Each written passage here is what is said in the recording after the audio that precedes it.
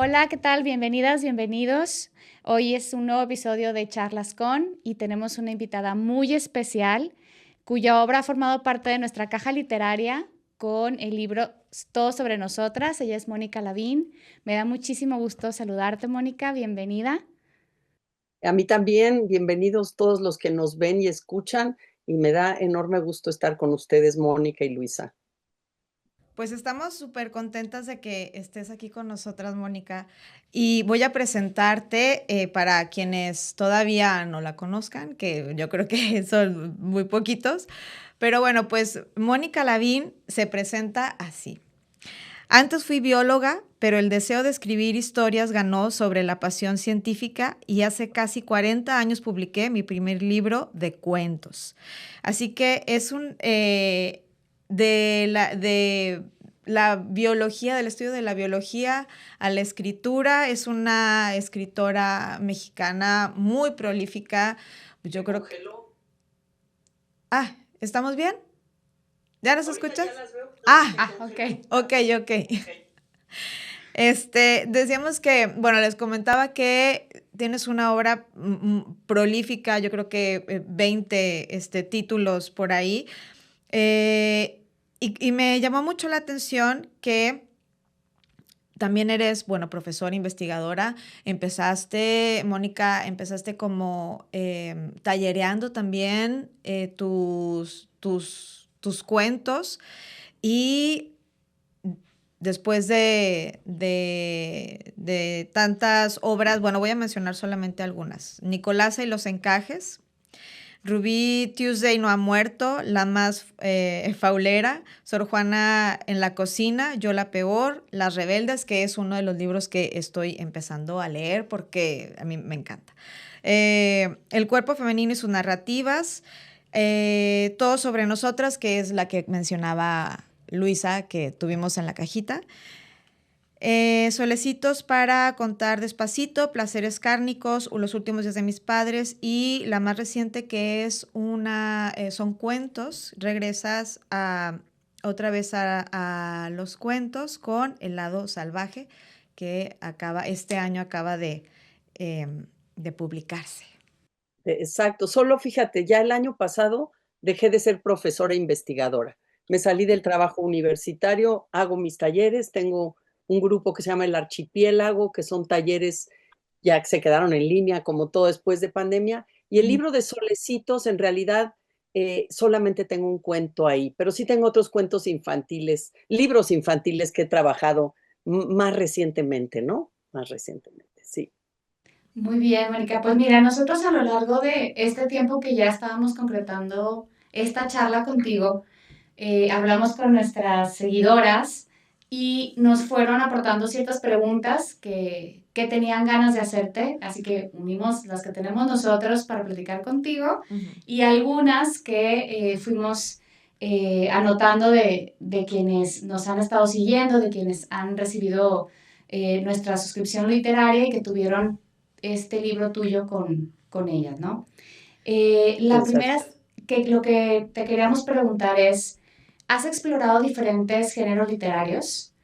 Y queremos saber, bueno, ¿qué te aporta cada uno de estos géneros y cómo decides el vehículo para cada historia? O sea, ¿qué género vas a utilizar para cada historia? ¿Cómo vas definiendo eso? Ok. Bueno, lo que no he hecho es escribir poesía. Ese género, digamos, de adolescente sí, pero ya seriamente como escritora me parece que conmigo va más el contar historias, ¿no? Y entonces cuando a mí se me ocurre una historia, eh, ahora, en este momento de la vida o desde hace unos 10, 15 años, sí sé muy claramente si va para cuento o va para novela. Porque para novela yo sé que lo que tengo que hacer es desarrollar personajes, saber más de ellos. Pero cuando lo que impera es el suceso, solo un suceso, un acontecimiento, estoy en las aguas del cuento, ¿no? Y eso ya lo veo con más claridad porque mis primeras novelas surgieron como cuentos, porque yo escribía cuento, ¿no? Entonces surgieron como cuento y ese cuento que o nunca escribí o que lo escribí, me llevó a escribir novelas. O sea, mi primera novela, Tonada de un viejo amor, nació del deseo de escribir un cuento. después de un viaje muy cerca de donde están ustedes, a Parras, Coahuila. Y Ah, de repente dije, no, tengo muchas preguntas sobre el personaje, no me cabe en el cuento. Y así caí en la novela. Y de alguna manera, como escribir, te enseña a escribir. O sea, ¿cómo aprendes la escritura? Bueno, claro, eres lector, pero escribiendo te enfrentas a retos, dilemas, a estas decisiones, para cuento o para novela. Entonces, eso me pasó muy, muy claramente ahí y a partir de ahí me ha sido más fácil. Digo, yo la peor de Sor Juana nunca la pensé para cuento. Eh, Todo sobre nosotras, que la veo ahí con mucho gusto en la mesa, nunca fue para cuento, porque iba a ser esta historia de las amigas en el tiempo y en ese viaje. Entonces, cuando yo veo que lo que importa es el desarrollo de los personajes alrededor de una trama, estoy en la novela.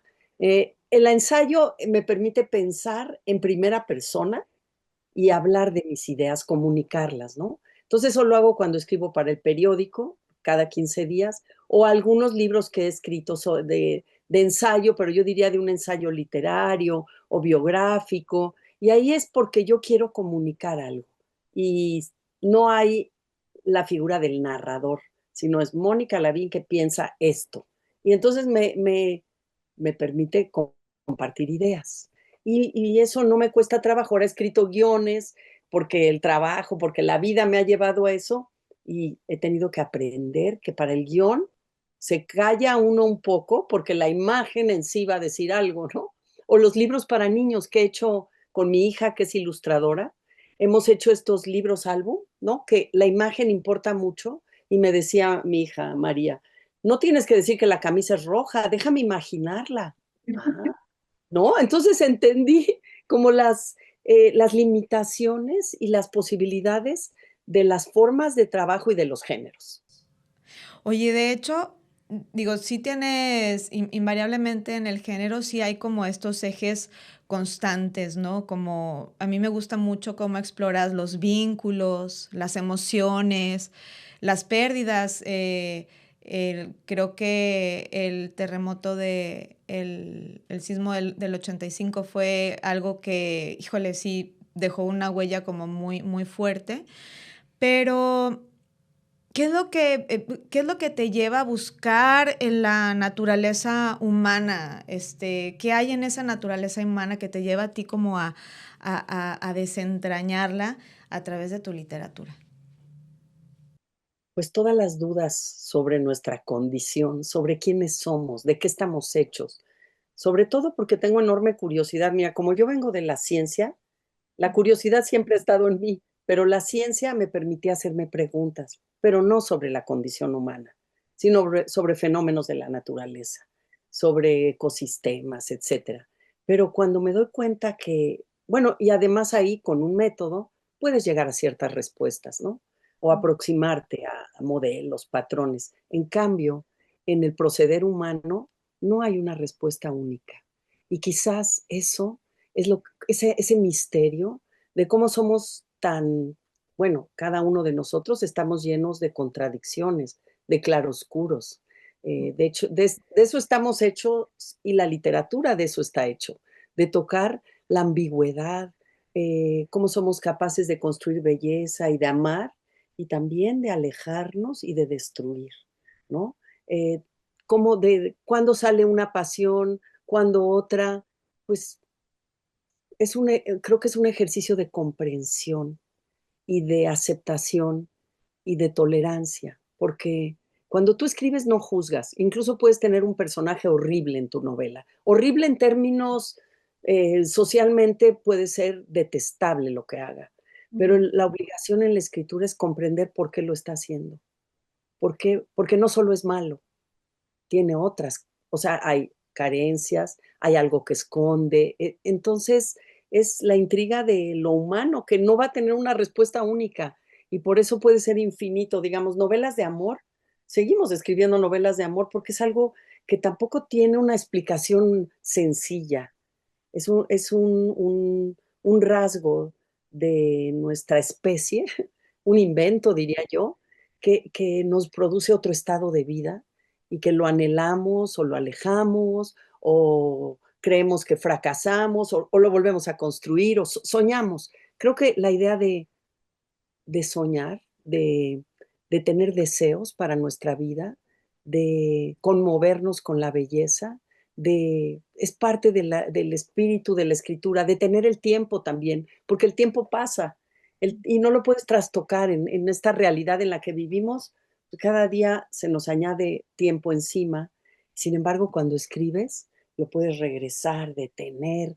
Todo esto que es imposible en la vida es posible en la escritura y entonces permite atención a las pequeñas cosas, a nuestras ternezas. También me importa mucho la ternura, la dulzura, de qué estamos hechos. Llegar a esa, y esto de los vínculos que dices me gusta mucho, Mónica. Me importa mucho comprender la naturaleza de los vínculos, familiares, desde luego, pero también la amistad y también el amor, ¿no? Los vínculos, sí, sí, sí, sí. Y, por ejemplo, bueno, también relacionado con esto, en alguna charla o en entrevista que te hicieron, tú decías que escribir es tomar decisiones. ¿Y ha habido alguna decisión difícil que hayas tenido que tomar a lo largo de tu obra? Sí, porque en la vida también, desde luego. También, claro. Sí, la vida, yo siempre le decía ayer a un sobrino, la vida es estar tomando decisiones todo el tiempo y las decisiones tienen riesgos, claro. Nunca hay garantías de, crees que estás tomando la mejor decisión, pero, y es la escritura es lo mismo. Eh, Decisiones que he tenido que tomar, mira, decisiones como de no publicar algo, ¿no? Uy, Tengo mi primera novela, mi primera novela, siempre digo que es Tonada de un viejo amor, pero miento, porque mi primera novela está en el cajón. Es decir, la metí a un concurso para primera novela, porque solamente una vez hay una primera novela, y quedó de finalista, era con seudónimo. Entonces, cuando salió en el periódico, yo ya sabía que yo era de las finalistas, pero no gané. Y algo pasó en mí y por eso les digo a quienes escriben que nunca bajen los brazos, que sepan que es un proceso y que hay que aprender. Pero fíjate que dije, esto me sirvió como entrenamiento, pero no estoy lista para la carrera. Solo calenté la pluma, la idea de novela, y de hecho la volví a ver hace un poco de tiempo y dije, a ver, voy a volverla a pasar a la computadora porque ya no hay, digamos, no tenía memoria en la computadora. Y no descarto darle una leidita, eh, pero ya no me entusiasma. Y la escritura, el proyecto de escritura te tiene que entusiasmar. Entonces he tomado decisiones como eh,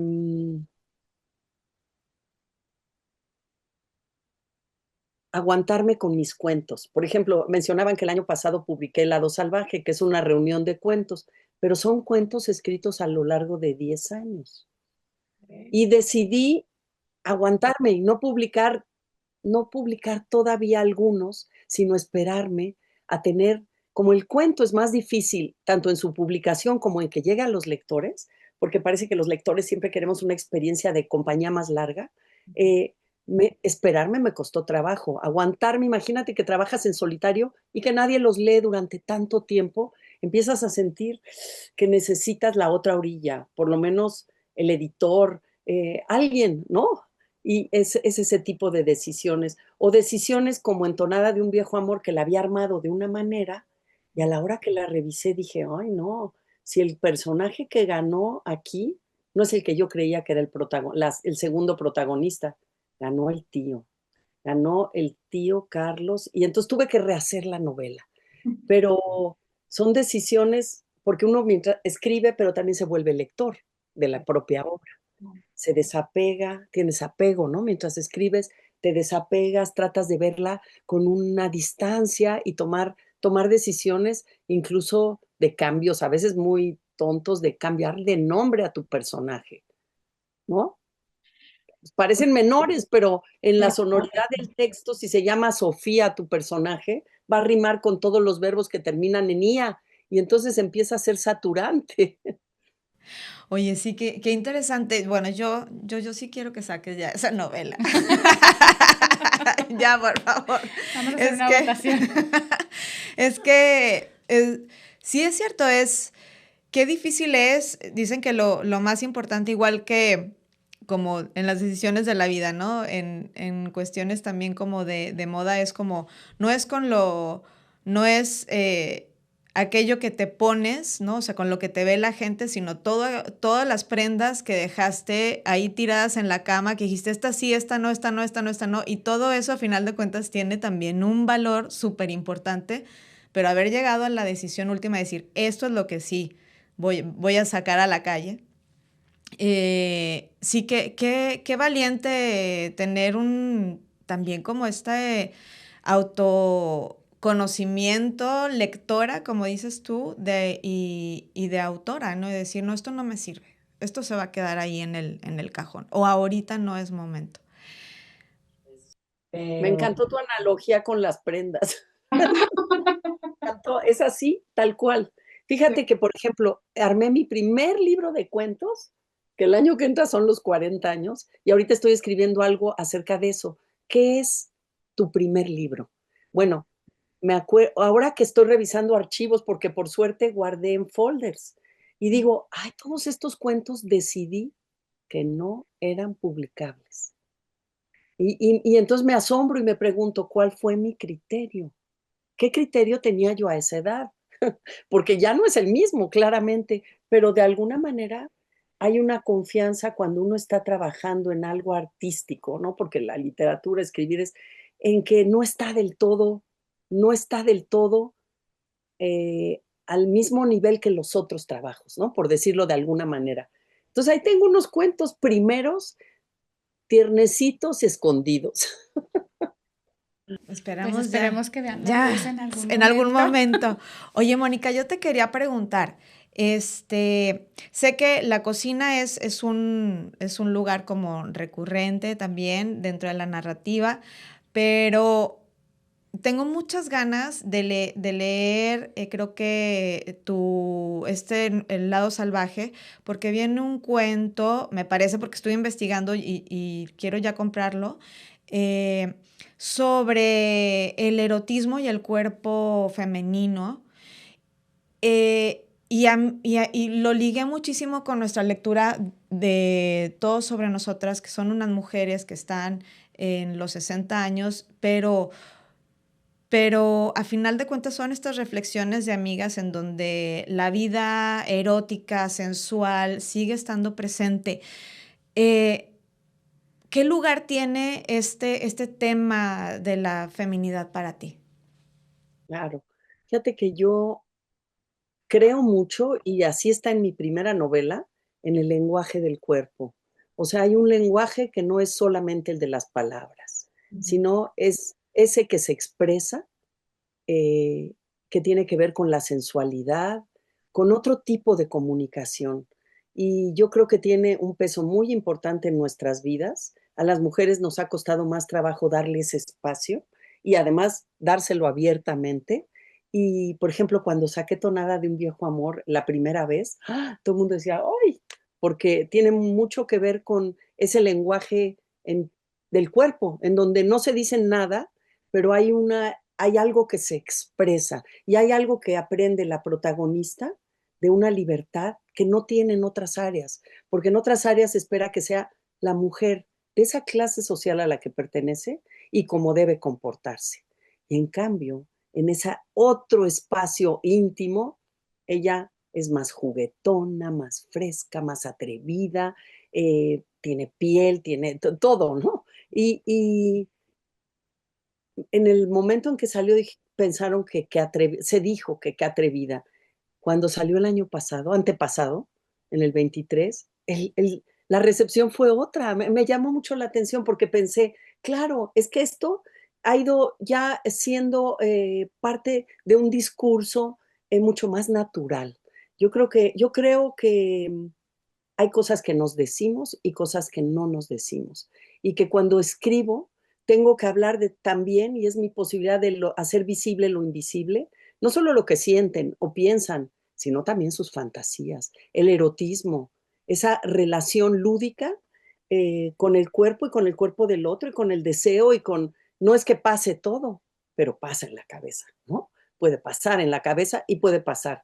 Entonces, por ejemplo, creo que no es en el lado salvaje, porque pienso que tengo un cuento que se llama La sobremesa, que tiene que ver con esta relación comida, sensualidad, erotismo, porque creo sobre todo en la sensualidad.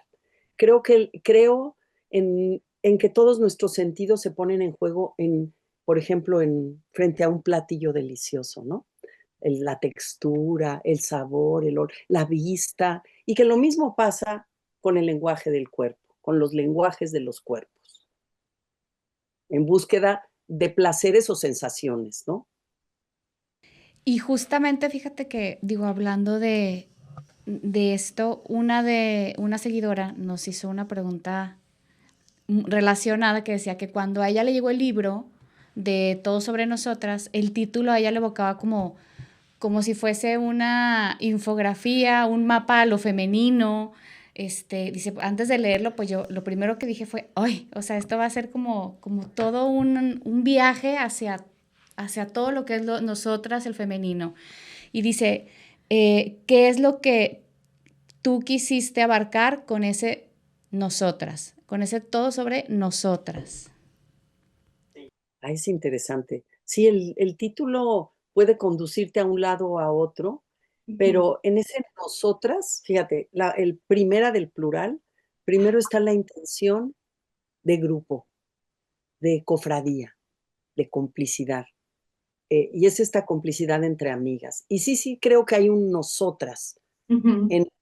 Digo, es más, estamos platicando nosotras, ¿no? Creo que hay estas comprensiones de nuestros códigos que a veces son silenciosos y a veces tienen que platicarse. Entonces, en ese nosotras está lo que ha sido la vida. Quería yo abarcar, estas mujeres que ya tenían 60 años, han sido jóvenes, han sido adolescentes, han tenido que tomar decisiones, casarse, no casarse, tener hijos, vivir así, mi profesión, mi no profesión, de dónde vengo. Entonces es en nosotras que abarca nuestra biografía familiar, nuestra pertenencia a una comunidad, a un género, a unas expectativas, pero también a las decisiones que hemos tomado en atención a nuestro cuerpo, porque somos madres o no, a hacer una vida con otro o no, a qué, qué voy a comunicar con mis amigas y qué no. Es decir, en realidad, ¿cuál es? Porque yo quería explorar esto, ¿de qué está hecha la amistad? Y la amistad entre mujeres, porque no quiere decir que la escritura no me permitiera explorar la amistad entre hombres, pero que creo que se maneja con otros códigos. Pero la amistad entre mujeres, que es la que yo he vivido, tengo amigos, claro, pero estas cofradías, no, estos grupos que me parece que son un sostén muy importante a lo largo de la vida porque son tus contemporáneas. Y tus contemporáneas van viviendo la época y la generación que te toca como de la manita, ¿no? De la manita. Y eso hace que no sea lo mismo que cuando hablas con tus hijas, que tienen otra generación y otros códigos alrededor. Y con las amistades hay sobreentendidos, no hay que explicarlo todo. Y hay una comprensión, una aceptación, creo que esa es la amistad, me parece que al menos que haya una traición terrible, la amistad no tiene fecha de caducidad aunque no te veas, ahí están y te vuelves a ver y sigue el discurso y eso me maravilla. Es parte de lo que yo quería explorar, de qué están hechos nuestros códigos, aunque no nos hayamos dicho todo, aunque tengamos secretos. Por eso me gustaba en la novela los momentos privados de cada una, donde pues hay más allá de lo que se exhibe, porque siempre, y ese es lo maravilloso de quiénes somos todos, hay más de lo que está afuera, hay mucho más de vida interior. Y estos personajes tienen sus misterios, sus secretos, y eso también mantiene el interés de la amistad, ¿no? El interés en la otra persona. Nunca es totalmente descifrable. Y aunque son mujeres, y eso hace que tengan una experiencia de vivir en el cuerpo de mujer similar, son distintas. Eso también lo quería recalcar. No nos podemos meter todas en un saco, aunque digan nosotras, pero tenemos códigos comunes. Muy bien. Fíjate que otra pregunta que nos hicieron nuestras suscriptoras, seguidoras, es, hablando de esto, preguntan, dice, en el relato aparece el paso del tiempo y la memoria. ¿Hubo alguna historia que resultara particularmente difícil de escribir? O sea, porque a final de cuentas Alejandra está siendo construida. Nosotros vemos la construcción de este personaje a través de la memoria y del tiempo que ha pasado. Entonces, supongo que por ahí va la pregunta si alguna de esas historias de las otras amigas de Nuria fue la que se te hizo particularmente más difícil de escribir y por qué. Ay, fíjate, es muy buena pregunta. Hubo dos personajes que me parecieron los más difíciles. Alejandra, la que vive en Portugal, por, porque yo no he vivido la experiencia de la distancia. ¿Qué es renunciar a tu país y hacer tu vida en otro lado? ¿No? Entonces, explorar el nunca acabar de pertenecer a la otra cultura, aunque te cases con el que es de otro lado, el siempre tener raíces. ¿Cómo negocias con tus raíces y con la adaptación y con una decisión, que es, voy a hacer mi vida acá, voy a tener hijos acá o no? Pero Alejandra me parecía eh, complejo entrar en su pellejo de la mujer que está a distancia por eso los chiles poblanos eran tan importantes en la maleta, ¿no? Como símbolo de algo que además sí tiene raíces en la tierra, verdaderamente, es una planta. Y Renata, Renata,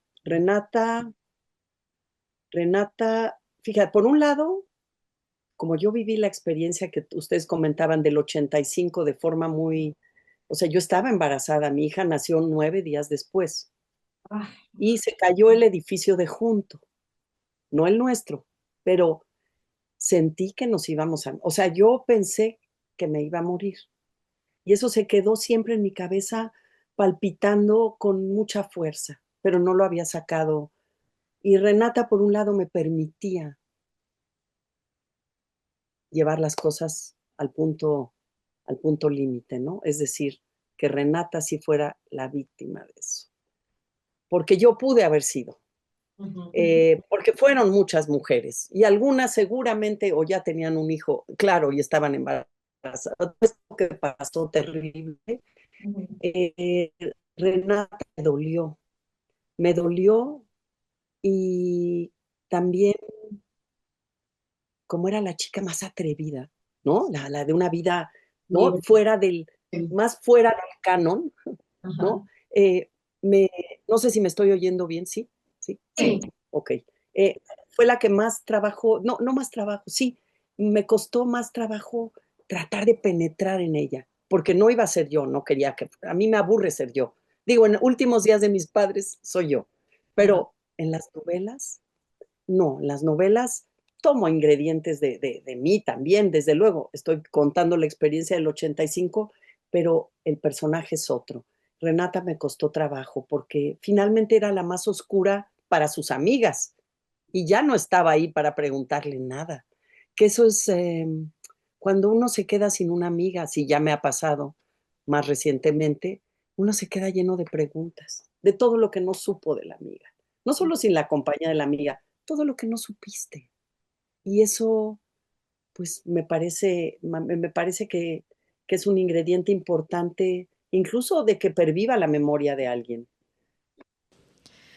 Sí. Y siempre, o sea, este proceso de ir hilvanando estas diferentes historias de mujeres completamente diferentes, ¿siempre la pensaste como parte de un mismo libro o se fueron encontrando de alguna manera?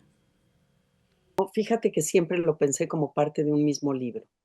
O sea, agarré mi libreta, porque tomo una libreta para cada novela, y sobre todo empecé por diseñar a los personajes. Es la primera vez que empiezo no por la historia, sino los personajes. ¿Quién es Alejandra? ¿Quién es Nuria? ¿Quién es Carla? ¿Quién es Renata? los dibujaba y todo. Les empezaba a hacer sus árboles genealógicos, las vestía para ver sus estilos, ¿no? Como tú decías, las prendas de la cama que son tu cara al exterior, ¿no? Las que te vas a poner. Bueno, cada una tenía, porque lo que me era un reto es que iban a tener la misma edad, habían ido a la misma escuela, habían vivido en la Ciudad de México hasta cierto punto. Tenían muchas cosas en común, pero tenían que ser diferentes. Entonces, ese reto me alentaba y me hacía, no, yo sabía que quería que vivieran en un viaje juntas, eso sí lo sabía muy claramente. De diseñar a los personajes empezó a surgir lo que podía pasar en ese viaje. Muy bien. Ay, Mónica, pues ya se nos termina el tiempo, pero estamos nosotras encantadas con tu presencia.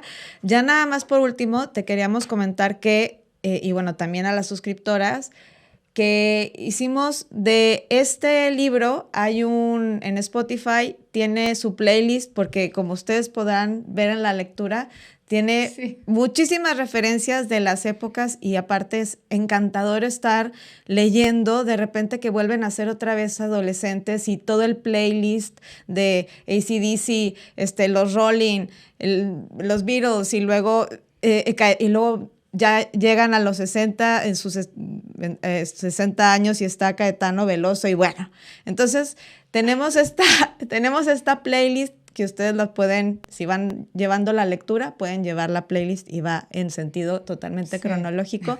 Pero ya para cerrar, quería preguntarte 2 cancioncitas más que vamos a agregar a la playlist que tú digas, estas me faltaron ponerle.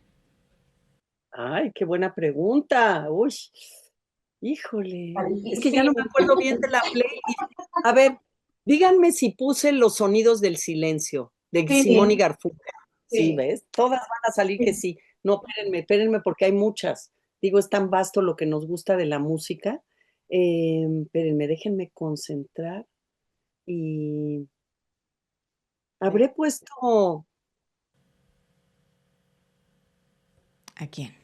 de Janis Joplin, la de Mercedes-Benz, no sé qué, My Baby. Esa, de Janis Joplin, que es muy rítmica. No me sé bien el nombre. Soy pésima cantando, pero algo dice de Mercedes-Benz. Bien, Janis Joplin. Anotada para agregarla. Ok, y Pues, otra más y la última.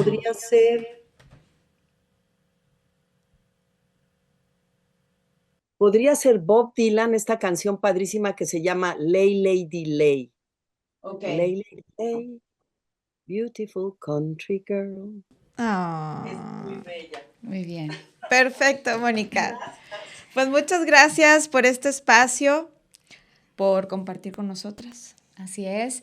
También queremos decirles que si ustedes entran a la página de Mónica Lavín, les vamos a poner la página abajo en la descripción del video.